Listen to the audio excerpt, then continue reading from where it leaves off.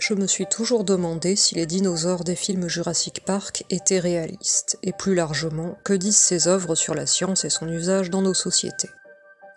Les auteurs de l'essai Jurassic Park et les sciences livrent leur éclairage sur l'impact culturel et scientifique d'une saga devenue mythique.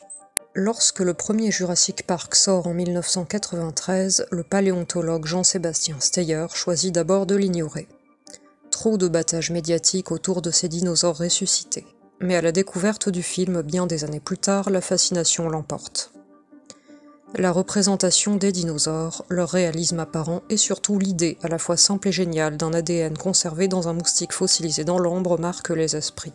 Ce concept, imaginé par Michael Crichton dans son roman de 1990, a su faire vibrer le grand public et susciter des vocations.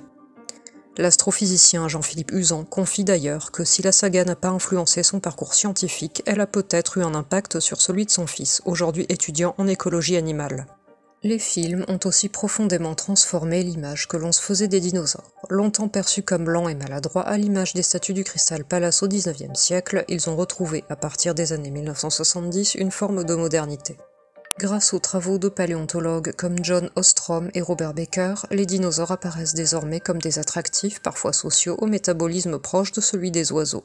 Cette révolution scientifique s'invite dans les films, le T-Rex dont la vision dépend du mouvement, les raptors doués de communication, ou encore les premières allusions aux plumes.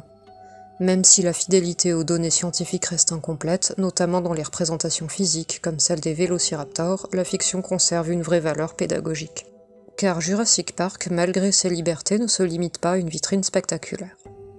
Il agit comme un prisme à travers lequel interroger notre rapport à la science.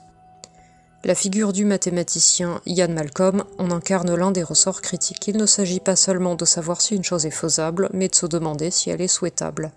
Derrière les dinosaures ressuscités se cachent des enjeux éthiques majeurs, comme la manipulation génétique, la privatisation de la recherche ou encore la responsabilité des scientifiques face aux usages de leurs découvertes. L'univers de Jurassic Park pourrait aussi ouvrir d'autres imaginaires. Steyer rêve d'un film plus contemplatif, centré sur la richesse des écosystèmes passés, loin des affrontements spectaculaires. Pourquoi ne pas explorer un parc peuplé de créatures gigantesques d'avant les dinosaures ?